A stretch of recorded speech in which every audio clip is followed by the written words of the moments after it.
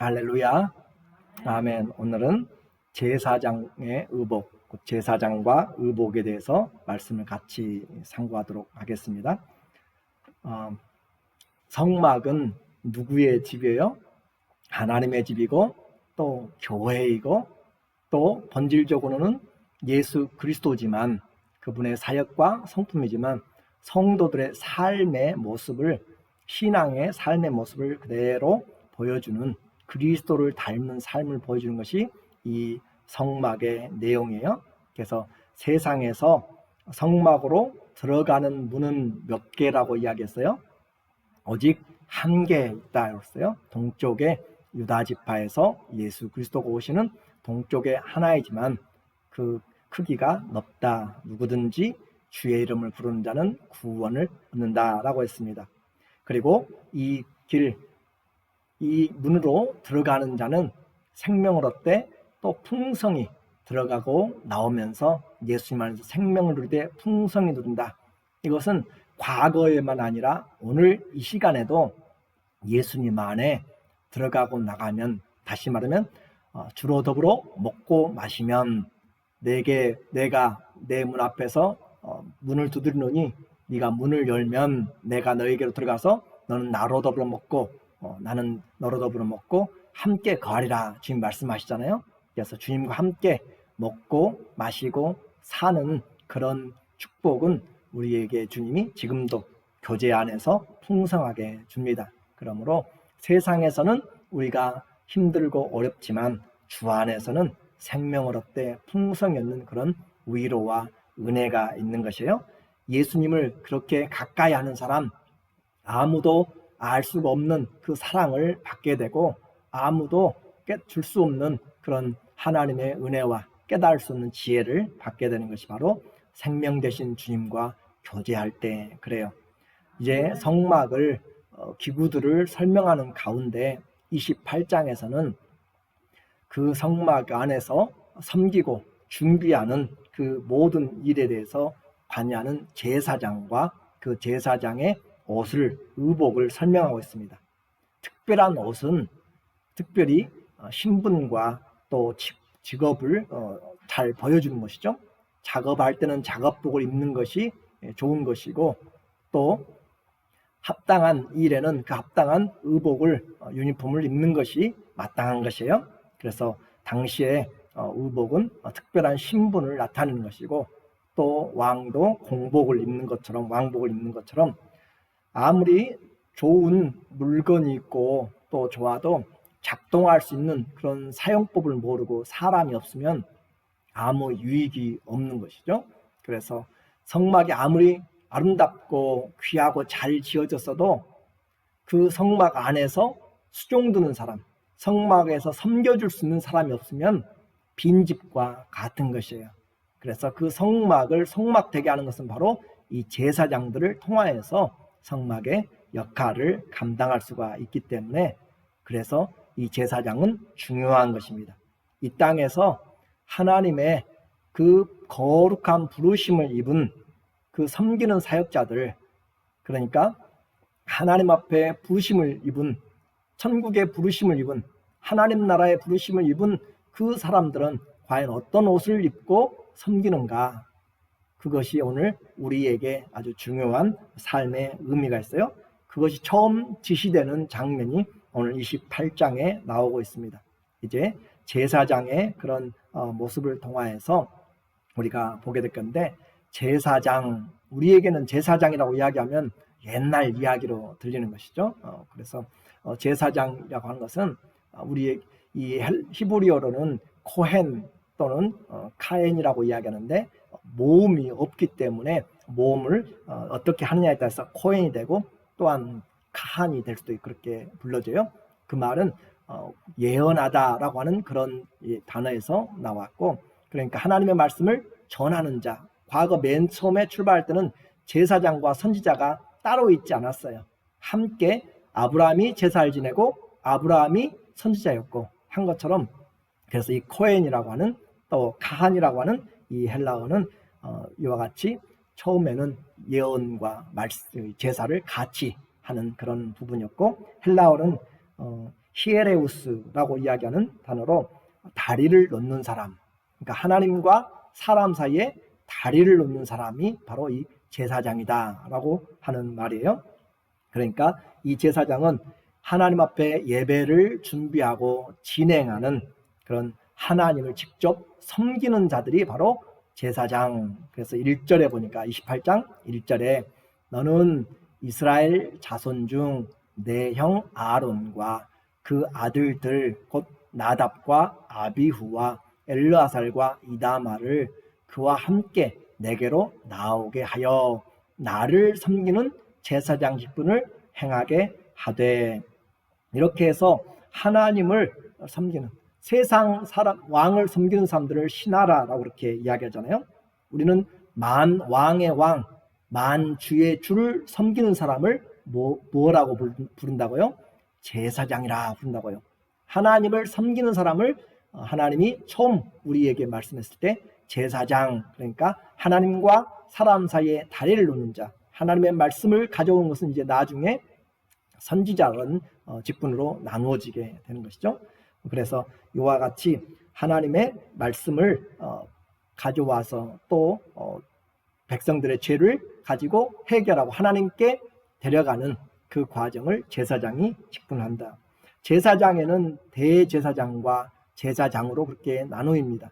그러니까 제사장들은 많지만 대제사장은 하나님께서 세우신 대제사장은 한 명으로서 거의 그의 삶을 살면서 1년에 한 번씩 속죄일에 하나님 앞에 그 대속죄일에 지성소에 들어가서 하나님 앞에 속죄할 수 있는 그 일을 감당하는 자격을 가진 자가 대제사장이라고 그렇게 이야기하고 이스라엘의 영적인 가장 큰 직분이라고 볼 수가 있어요.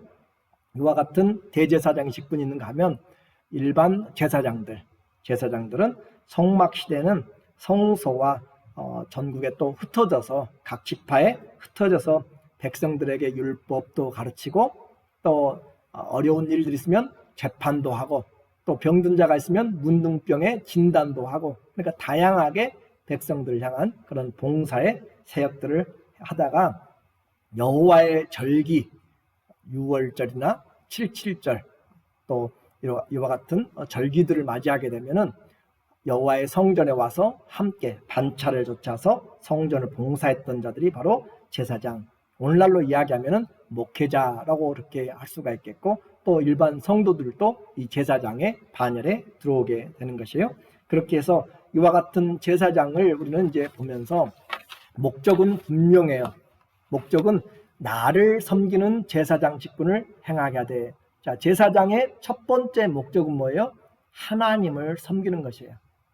자, 하나님을 섬기기 때문에 제사장은 어떤 무엇보다도 바로 하나님을 섬기는 것이 첫 번째 목적이 돼야 돼요. 그 일을 위해서 어떻게 해서 하나님이 불러냈고 선택을 했어요. 그러니까 제사장은 하나님을 섬기는 것이 목적이다. 그런데 하나님을 섬기는 것이 목적인데 우리는 하나님을 잘 섬길 수가 없어요. 또 우리 성도들도 모두가 다 하나님 앞에 하나님을 경외하고 영화롭게 하고 또 그분을 예배하는 것이 합당한데 우리가 그렇게 죄인들이 나갈 수가 없기 때문에 바로 그들을 세워서 하나님께로 인도해 나가는 것이죠. 하나님과 사람의 중재자로 사람들의 죄를 대신해서 사하는 제사를 주관하고 그 은혜와 평강을 복을 전하는 자가 축복의 통로가 된 자가 바로 이 제사장이다라고 하는 거죠. 제사장이 흠이 있을까요? 없을까요? 제사장도 다 흠이 있죠. 사람이기 때문에 흠이 있어요.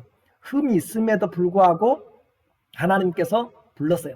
제사장을 부를 때 어떻게 불렀어요? 아론과 내 형 아론과 그 아들들 나답과 아비와 엘르아살과 이다마를 그와 함께 내게로 나오게 하여 라고 이야기했는데 어떤 능력이 있어서가 아니에요. 시험 봐가지고 하는 것이 아니고 어떤 테스트를 해가지고 너 제사장 자격 있다라고 그렇게 한 것이 아니고 우리의 공로가 아니라 하나님이 불러내신 자로 하나님을 섬긴다라고 하는 것이고, 이렇게 하나님이 섬기도록 선택을 하나님이 지명하여서 불러낸 자들이에요. 그렇게 하나님의 백성들이 하나님을 만날 수 있도록 세워놓은 것이 바로 제사장이고 제사 제도입니다. 그러니까 제사장이 없이 하나님께 나갈 수 없고 제사는 제사가 없이는 나갈 수가 없어요. 한마디로 제사장은 그 목적이 하나님과 사람 사이를 중재한다라고 하는 것이죠. 그렇게 선택된 직분이기 때문에 제사장이 된 자는 자기의 공로가 없어요. 오직 하나님의 은혜예요. 오직 하나님께 감사해요. 그러니까 겸손해야 되는 것이죠. 내가 다른 사람보다 제사장이 되었어 라고 그렇게 교만할 이유가 하나도 없어요. 하나님이 자격 없는 자들을 불러서 하나님이 세워놓은 것이기 때문에, 그래서 주님이 우리에게 직분을 주셨을 때 우리는 겸손하다. 이런 예배 드리는 것이 너무너무 중요하고 영광스럽고 복되기 때문에 사단도 하나님께 드려지는 이런 예배를 모방하여서 제사를 드리도록 그렇게 하는 것이죠. 그렇게 해서 귀신들과 또 조상 제사들을 통해서, 이방인의 제사를 통하여서 하나님이 받으실 그런 영광, 또 향을 피는 것도 똑같아요. 그렇게 하면서 하나님이 받을 영광과 찬송과 그것들을 모방해 가지고 죄인들로 하여금 자기에게 경배하도록 그렇게 만드는 것이죠. 그래서 우리는 과거에 제사가 무엇인지 알지 못, 지금도 제사를 지내는 사람들이 있어요. 그런데 우리는 성경을 잘 봐야 될 필요 있어요. 고린도전서 10장 20절에 보면 대저 이방인의 제사하는 것은 누구에게 하는 것이에요? 귀신에게. 다시 이방인의 제사하는 것은 누구에게 하는 것이에요? 귀신에게 하는 것이요 하나님께 제사하는 것이 아니니 나는 너희가 귀신과 교제하는 자 되기를 원치 아니하노라. 그러니까 아무것도 아닌 제사 같지만 아니요, 거기에도 절차가 있어요. 제사에도, 이방인의 제사에도 자기들이 말하는 절차가 있다고요. 그래서 그 귀신들이 먹기 좋게 위에 감이나 배나 위에도 다 깎아놓잖아요. 우리가 알고 또 알지 못하게 하는 그런, 알지 못하고 하는 그런 모든 것에 또 이렇게 제사를 지내면 귀신들이 있어서 그 삶을, 어떤 사람들은 꿈에 나타나기도 하고 또 구술하면서 그와 같은 신령한 일들을 정말 귀신이 곡할 정도로 맞춰가지고 사람들을 혼미하게 사로잡는 그런 영적인 그런 능력들을 발휘하는 자가 있어요. 그렇게 해서 가정이 많이 안 될 때 귀신이 뚫려서, 또 아니면 구술하게 함으로써 그 사람들이 정말 그 자기들을 소나기에서 벗어나지 못하도록, 하나님을 알지 못하도록 방향을 완전히 바꿔버려서 여기에도 능력이 있구나, 여기에도 기적이 있구나 라고 그렇게 함으로써 기적을 보고 쫓아가며 하나님을 떠나가도록 만드는 것이 귀신들의 일이에요. 죽이려고 하는 것이고 영혼을 사냥하는 것이에요. 그러니까 점을 치고 하면서 그 가정의 대소사를, 또 우환들을 알아맞히고 또 푸닥거리를 하면서 그렇게 좋은 그 삶이 좀 변화되고 그런 눌림에서 벗어난 것처럼 보이는 것들도 분명히 있어요. 그런데 거기에 넘어가면 안 된다라고 하는 것이고, 그 진짜 조상이 나타나는 것이 아니라, 자, 사단은 거짓말의 뭐예요? 아비예요, 아비. 모든 그는 광명한 천사로도 나타나고 그리스도처럼 그렇게 새벽별로도, 그렇게 광명한 새벽별로도 그렇게 나타나요. 그러니까 귀신은 조상의 목소리를 그대로서 아버지, 손자, 조카 누구 할 것 없이, 내가 생각할 때는 정말 기가 막히게 그 사람의 목소리, 여자에게서 남자의 목소리 나고 할머니 목소리 나고 다 할지라도 사단은 속이는 자고, 사단은 우리를 멸망케 하는 자이기 때문에 속아 넘어가면 안 되는데 대부분의 사람들이 정말 그것에 넘어가요. 그리고 그 아버지가 감춰놓았던, 아무도 열어보지 않았던 것들을 꺼내고, 귀신들이 다 알아요. 사단이 다 안다고요. 돌아다니면서 욥이 얼마나 부자인지 뭐하고 있는지도 다 알고 있고 우리 형편도 다 알아요. 그렇기 때문에 자기 조상을 섬기는 것 같은데 결국 누구를 섬긴다고요? 귀신을 섬기고 사단을 섬긴다니까요. 속지 마시고, 이런 것들이 어떻게 알려졌어요? 예수 그리스도가 오셔서 영의 세계를 열어주시니까 우리가 알게 되는 것이고, 오직 왕은 주는 오직 예수 그리스도 한 분이고 그분만 경배해야 되는 것이고, 그 주님을 떠나면 우리에게는 망함이 있습니다.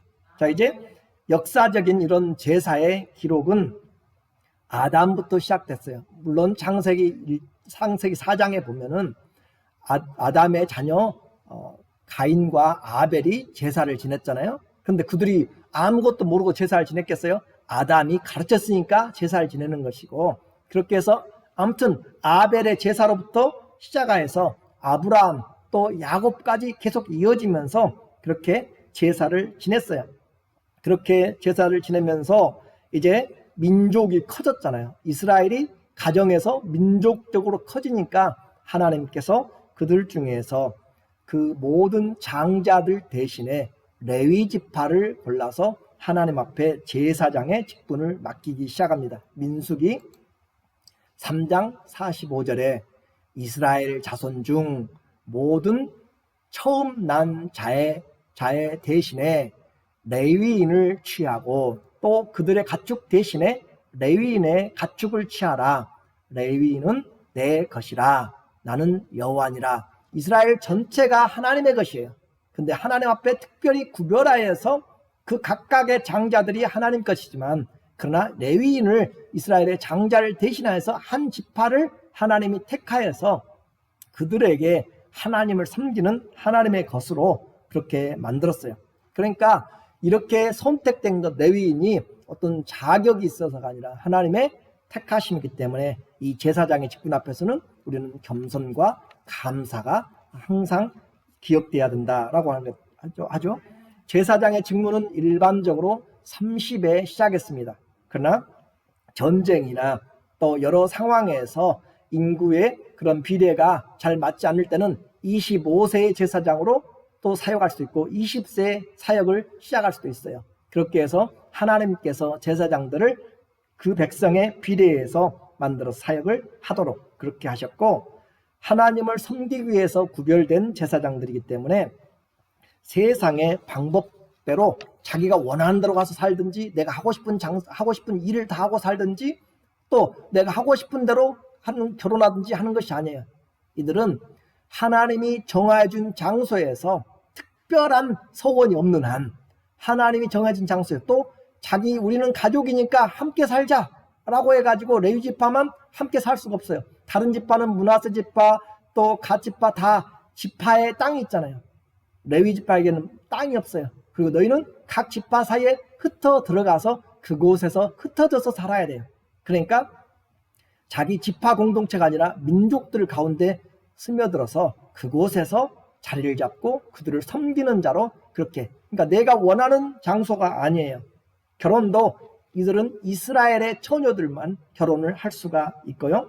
또 뿐만 아니라 백성의 장례식에도, 일반 장례식에도 가지 못해요. 왜냐하면 죽은 것은 부정한 것이기 때문에 제사장들은 하나님 앞에 거룩을 유지하기 위해서 일반 장례에 참여하지 못하고, 말씀드린 것처럼 세상의 기업이 아니라 하나님을 기업으로 삼고 살아간 자들이 레위인이에요. 이렇게 하나님을 섬길 때 하나님이 그들에게 공급을 해주세요. 하나님 자신이 그들에게, 그래서 가장 많이는 11조를 통하여서 하나님이 그들을 채워서 나가는 것이죠. 이렇게 제사장의 직분이기 때문에 제사장이 아닌 사람이 이 제사장의 직분을 하게 되면 그 사람은 죽고 성소에 들어가든지 성막에 들어가면 죽음을 당하게 되고, 또 이 직분을 어기게 되면은 저주가 가정에서 떠나지 않습니다. 사울이 위기에 처했어요. 사무엘이 약속한 7일에도 그 7일 자기가 생각했던 시간에 오지 않아요. 좀 늦어요. 그러니까 적국 블레셋은 코앞에 와 있고 백성들은 흩어지고 정말 진퇴양난해서 자기가 번제를 드리잖아요. 왕이니까. 그러다가 사무엘이 와가지고 사무엘이 질책을 합니다. 왕이 어찌하여 망령된 일을 행했는가. 이 하나님의 선지자가 제사장이 해야 될 이 제사를 왕이 급하다고 그냥 그렇게 해가지고 그의 왕국이 찢어지잖아요. 하나님이 이 순종치 않은 사울의 대신에 마음이 합한 다윗을 세우게 되는 것이 바로 이 번제, 하나님 앞에 하지 말아야 될 직분을 그가 감당한 것이에요.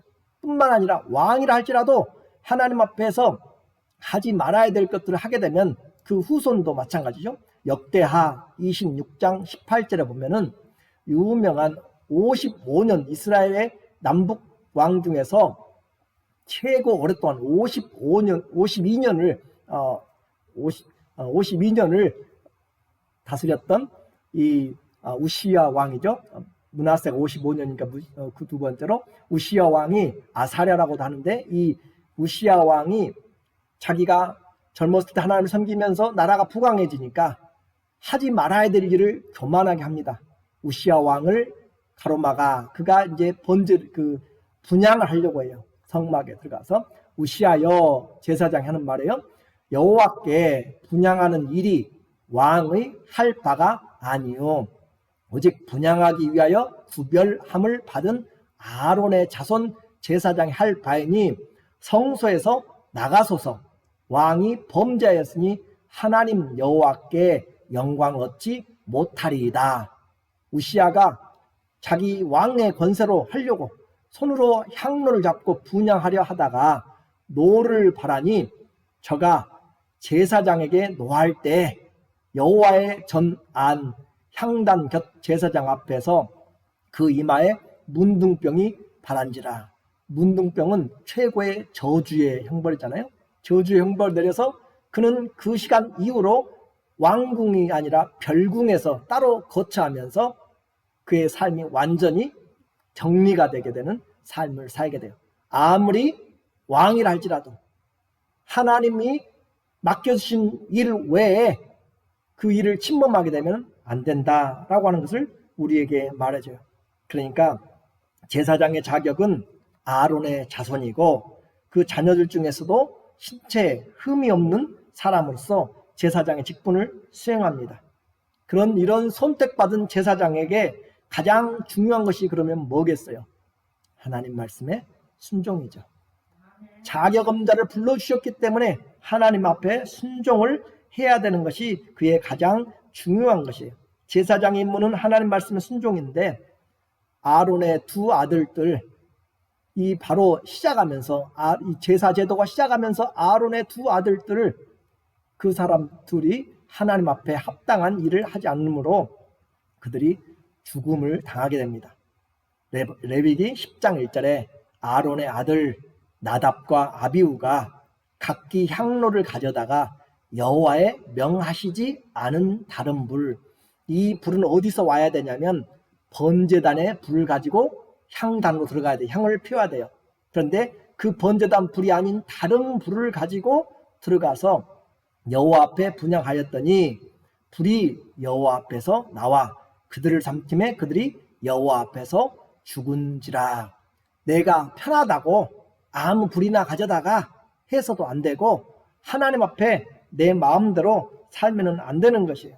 이처럼 이 제사장의 직분은 하나님이 은혜로 주셨는데 제사장의 직분을 받은 그 사람들이 해야 될 것은 바로 순종이란 말이에요. 하나님 말씀에 순종하면서 하나님을 섬기는 것이 얼마나 귀한 것인지를 알고 해야 된다. 사무엘상에 나오는 또 엘리의 두 아들 제사장들은 신분적으로 제사장이었고 배웠지만 하나님을 알지 못했다. 불량자라, 여호와를 알지 못하더라. 그렇게 사무엘상 2장 12절에 우리에게 말해주고 있어요. 제사장의 직분을 수행하면서도 하나님을 제대로 알지 못하는, 그러니까 이와 같은 제사장들이 얼마나 많은가. 오늘날에도 얼마나 제사장답지 않은 제사장들이 많은가라고 우리에게 말씀을 하고 있는 것이에요. 제사장들이 목숨 걸고 지켜야 하는 것은 다른 것이 아니라 하나님 말씀의 순종입니다. 자, 제사장들은 누구를 섬기기 위해서 불러냈다고요? 하나님을 섬기기 위해서 세상 만민 가운데서 불러내심을 입은 자들이요. 그들이 해야 될 것은 다른 어떤 것보다도 하나님을 섬기는 것이 첫 번째 최고의 하나님 맡겨주신 인생의 목적이다라고 하는 것이고, 그리고 그 제사장의 능력은 자기의 자격이 아니라 하나님 말씀에 순종할 때 능력이 나와요.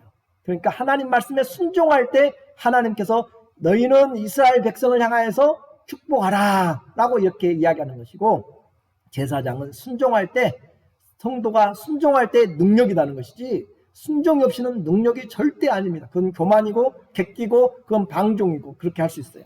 오늘 예배는 하나님 앞에 특권이지만 사람이 중심되면 안 되고 하나님을 섬기기 위해서, 그리고 그 하나님께 그 방법을 정하신 대로 하나님이 원하시는 성령과 진리 안에서 해야 돼요.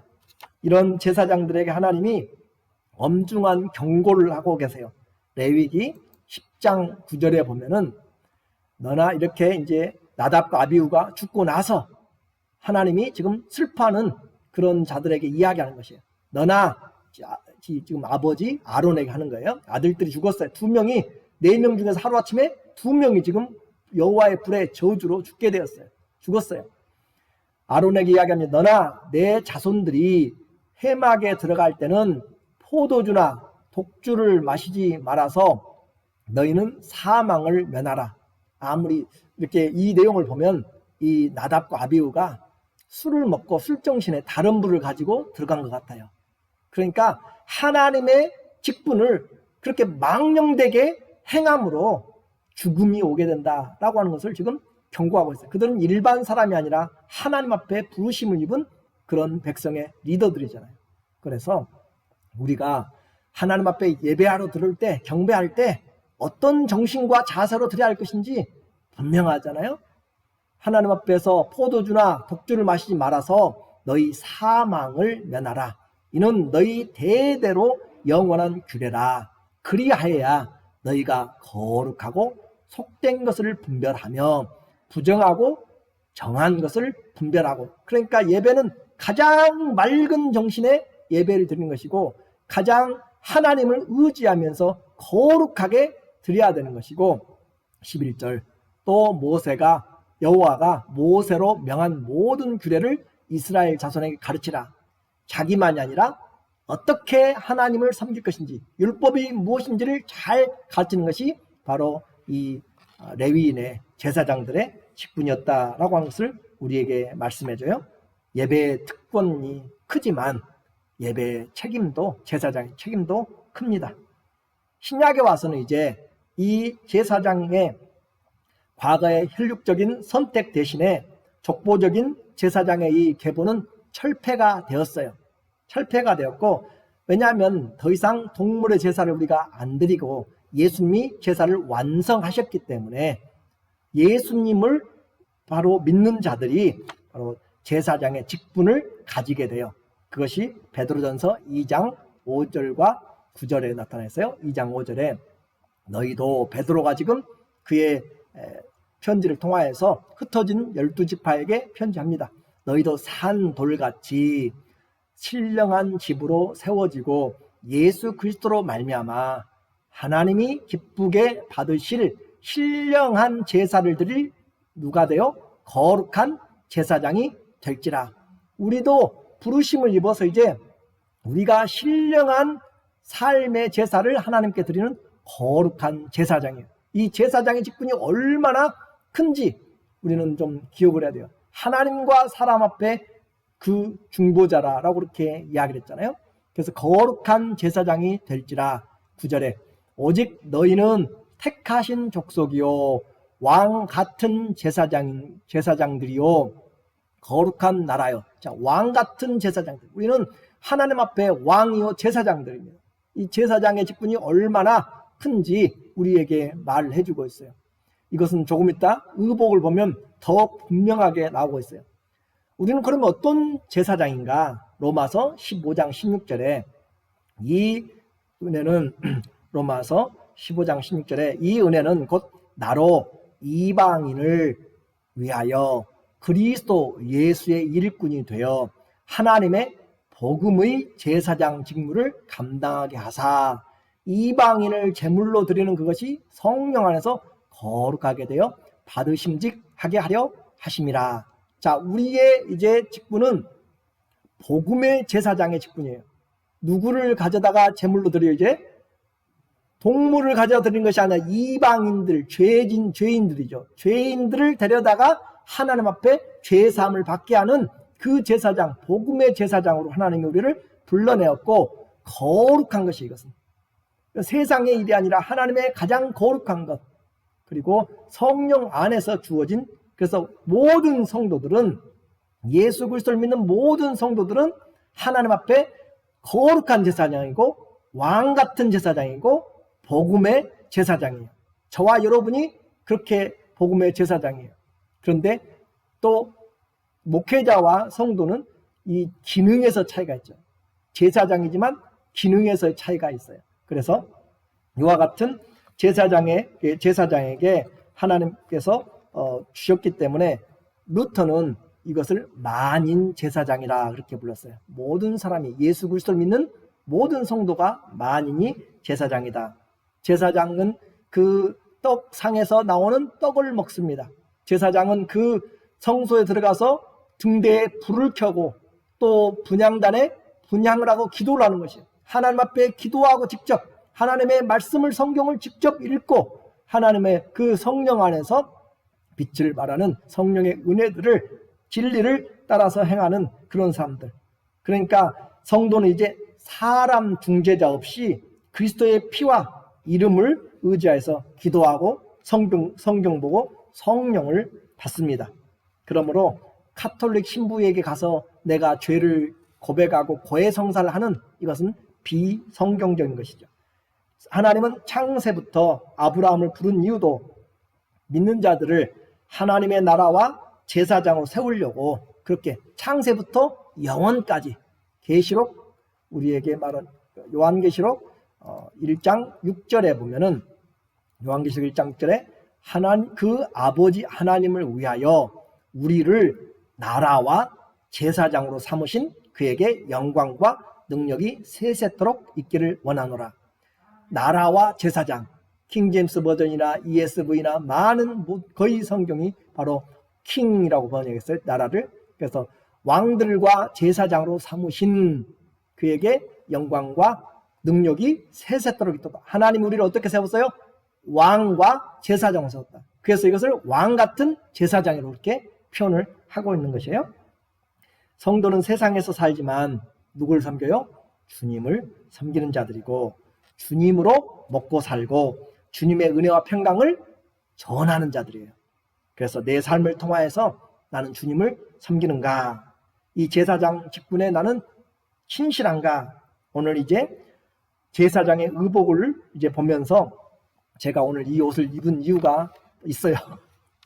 이 옷을 입은 이유가 뭐냐면, 이 제사장은 그 옷은, 당시의 옷은 신분과 직무라고 이야기했잖아요.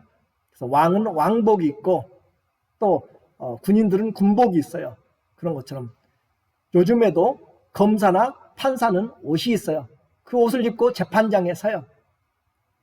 오늘 우리에게 이와 같이 하나님을 섬기는 특권인 제사장은 아무 옷이나 입고 섬기는 것이 아니라 구약에서 하나님이 지시한 옷을 입어야 돼요. 하나님이 지으라고 한 그 옷을 입어야 되는 것이에요. 오늘 2절입니다. 2절에 보니까 내 형 아론을 위하여 무슨 옷을 지어요? 거룩한 옷을 지어서 어떻게 해요? 영화롭고 아름답게 할지니. 이 말에 얼마나 큰 의미가 있는지 아세요? 이 제사장이라고 하는 직분, 하나님을 섬기는 직분에 지금 옷을 만들어 주잖아요. 지금 하나님이 그냥 말로만 한 것이 아니라 이 제사장이면 제사장에 맞는 옷을 줘야 된다라고 하나님이 지금 생각하신 거예요. 그래서 거룩한 옷, 제사장이 입는 옷은 거룩한 옷입니다. 그 옷 자체가 거룩한 것이 아니라 하나님이 거룩하다고 그렇게 하시니까 그런 거죠. 거룩한 옷이고, 또 이 옷을 어떻게 만들라고 이야기해요? 영화로운, 또 아름다운 옷. 그래서 당시의 기술로, 성경학자들이 연구하고 한 것으로 당시의 기술로 만들 수 있는 최고의 옷이 바로 이 제사장의 옷이에요. 왕의 옷도 성경 어디에서 왕의 옷을 이렇게 만들라, 왕비의 옷을 이렇게 꾸미라 라고 하지 않습니다. 오직 제사장의 옷을, 이 대제사장의 옷을 이렇게 만들라라고 길게 정확하게 그렇게 말을 해주고 있어요. 그러니까 이 옷을 입을 수 있는 자격, 이 옷이 얼마나 중요한지 그것을 지금 이야기하면서 이 옷을 주는 이유가 있어요. 옷은 하나님이 구별시키는 것이고 영광스러운 것이겠죠. 그래서 옷은 그 직무에 대한 성격이에요. 그러니까 하나님이 제사장으로 부른 것은 시시한 일이 아니에요. 시시한 사람에게 좋은 옷을 입혀요? 그렇지 않죠. 그렇죠? 아주 거룩한 일에, 영화로운 일에, 아름다운 일에. 그래서 성도의 이 제사장의 직분은 영화로운 일이에요. 거룩한 일이에요. 아름다운 일이에요. 성도의 삶이 힘들고 목회자의 삶이 힘들죠. 그러나 힘든 것보다도 더 중요한 것이 뭐예요? 거룩한 일이에요. 영화로운 일이에요. 아름다운 일이에요. 사람들에게가 아니라 하나님이 그렇게 보시는 거예요. 그래서 그 일을 아는 자들은 그렇게 같이 그 일에 합력을 해야 되는 것이에요. 그 일에 합력하면 거룩한 일에 합력한 것이고 영화로운 일에 합력을 한 것이에요. 이것이 하나님이 세운 법입니다. 목회자나 제사장이 이뻐서가 아니라 하나님이 세워놓은 일을 위하여서 그런 거예요. 하나님이 세워놓은 일을 위하여서. 그래서 제사장의 직분은 아름다고, 그래서 이런 옷을 성의라라고 그렇게 이야기를 해요. 성의, 거룩한 옷이란 말이죠. 그런데 이것은 또한 허물을 덮어줘요. 허물을 덮어주는 옷이에요. 내가 무엇이기 때문에 능력이 있어서가 아니라 하나님이 인간의 모습은 덮어주고 하나님이 세운 모습으로 보겠다라고 하는 것이 제사장을 향한 하나님의 마음이란 말이죠. 그렇기 때문에 이 제사장의 직분을 받은 사람은 다시 말씀드리지만 감사하고 겸손하고 충성해야 되는 것이죠. 제사장의 직분이 하나님과 사람의 중재자인 것처럼 그 수행하는 옷 역시 직무에 합당한 옷으로 준비되는 것이죠. 3절에 보니까 아무나 지을 수 있는 옷이 아니에요. 3절 너는 무릇 마음에 지혜 있는 자 곧 내가 지혜로운 영으로 채운 자들에게 말하여 아론의 옷을 지어 그를 거룩하게 하고, 자, 거룩한 옷을 질 때 거룩하게 하라고 이야기하고 또 여기서도 거룩하게 하여 내게 제사장 직분을 행하게 하라. 자, 하나님의 제사장은 구별입니다. 거룩이에요. 구별이 거룩이에요. 그러니까 성도의 삶이 세상에서 구별되지 않으면 안 되는 것이, 그게 가장 중요합니다. 오늘 우리 예배도 하나님 앞에 거룩한 예배로 돼야 되는 것이죠. 그 제사장이 입는 옷이 바로 4절에 나타나요. 4절에 보니까 그들의 지을 옷은 이러하니 곧 흉패와, 흉패는 가슴에 붙이는 것이에요. 애복과 그 앞치마 에이프런 같은 것이에요. 그 다음에 겉옷과 청색 겉옷이죠. 또 반포 속옷과 하얀 것이에요. 관과 띠라, 관은 머리에 쓰는 모자예요. 띠는 허리에 띠는 띠예요. 그들이 내 형 아론과 그 아들을 위하여 무슨 옷을 지어요? 거룩한 옷. 이걸 사람들이 이야기하는 것이 아니라 하나님이 지금 계속 그 옷이 거룩하다고. 그 옷이 거룩하다는 것은 그 제사장의 직분이 거룩하다는 것이죠. 성도의 직분이 얼마나 거룩한 것인지를 우리에게 지금 알아라 라고 하는 것이에요. 그러므로 아론으로 내게 제사장 직분을 행하게 하라 라고 그렇게 이야기합니다. 이제 우리가 다음부터는 바로 이 흉패와 애복과 이것들을 다 보게 될 것이에요. 그리고 그것을 의미하는, 여기는 6가지가 나왔지만 36절과 42절에 보면은 머리 모자에 쓰는 패가 있어요. 여호와께 성결이라는 패가 있고, 또 가장 안에 있는 속옷 중에 속옷을 고이라고 하는데 그 고이까지 8개 그 장식이 나오게 됩니다. 이제 그것을 만드는데 무엇으로 만들었는가? 5절에 보면 그들의 쓸 것은 금색 실과 청색, 자색, 홍색 실과 가늘게 꼰 배실이라. 우리 많이 성막을 예수 그리스도의 그 성품과 또 사역을 비추었던 청색, 자색, 홍색 실, 가늘게 꼰 배실과 금, 신성과 믿음으로 상징되는 금을 통하여서, 금실을 통하여서 만들어 놓은, 그러니까 말씀드린 것처럼 당시에 최고의 아름다운 옷이에요. 그리고 가슴에 박혀있는 그 호마는 다 보석들을 가지고 있어요. 그러므로 최고의 그런 아름다움. 그런데 이 옷이 무엇인가? 갈라디아 3장 27절 시작. 누구든지 그리스도와 합하여 세례를 받는 자는 그리스도로 옷 입었느니라. 이제 그러면 우리가 왜 대제사장 이런 옷을 입지 않고 제사장의 옷을 입는 사람이 없는가? 예수님이 대제사장이 되셨고 예수님이 우리에게 옷이 되어 주셨기 때문에 우리는 이제 그런 형식의 그런 의복으로 하지 않고 오직 예수 그리스도로 옷 입고 하는 것이에요.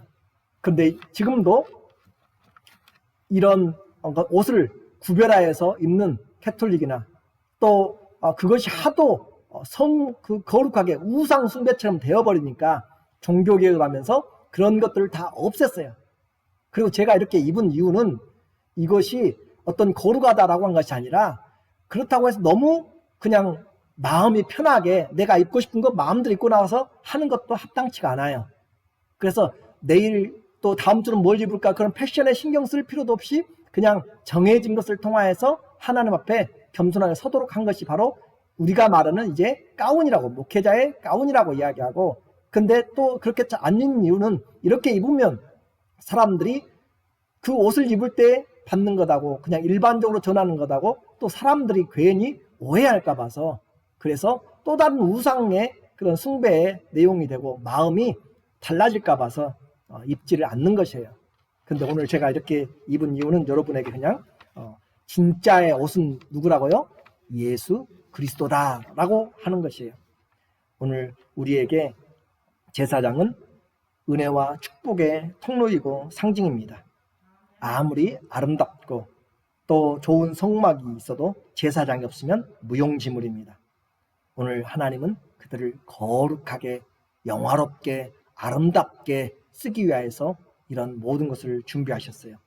우리 모두가 다 하나님의 성전으로 지어져 가면서 그리스도로 옷 입은 사람으로 우리에게 맡겨주신 이 선택, 왕 같은 이 직분을 잘 감당함으로 하나님께서 주신 이런 놀라우신 은혜를 잘 하나님 앞에 영광 돌리고 능력으로 순종함으로 능력 있는 사역을 감당하시기를 예수님의 이름으로 축원합니다. 아멘. 기도하겠습니다.